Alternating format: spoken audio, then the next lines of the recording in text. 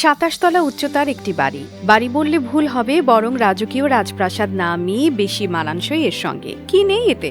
৫ তারকা হোটেল, বিলাসবহুল রুম, ৬ তলা বিশিষ্ট পার্কিং স্লট, উচ্চগতির লিফট, থিয়েটার, সুইমিং পুল, এমনকি তিনটি হেলিপ্যাডও আছে এর মাঝে। প্রাচীনকালে রাজা বাদশারাও এত বিলাসবহুল জীবনযাপন করতে পেরেছিলেন কিনা সে সম্পর্কেও সন্দেহ থেকেই যায়। বলছিলাম এশিয়া মহাদেশের শীর্ষ ধনী মুকেশ আম্বানির প্রধান বাড়ি অ্যান্টিলিয়ার কথা। ভারতের মুম্বাই শহরের আল্টামাউন্ট রোডে অবস্থিত রাজকীয় এই বাড়িটি বর্তমানে বিশ্বের দ্বিতীয় বিলাসবহুল বাড়ির খেতাব অর্জন করেছে। কি কি বিলাসিতার উপকরণ থাকছে এতে, সেই সম্পর্কে বিস্তারিত জানবো আজকের ভিডিওতে। অ্যান্টিলিয়া হচ্ছে ইউরোপের একটি পৌরাণিক দ্বীপের নাম। সেই দ্বীপের নামানুসারেই নিজ বাড়ির নামকরণ করেন মুকেশ আম্বানি। ২০০৬ সালে শুরু হয়ে বাড়িটির নির্মাণ কাজ শেষ হয় ২০১০ সালে।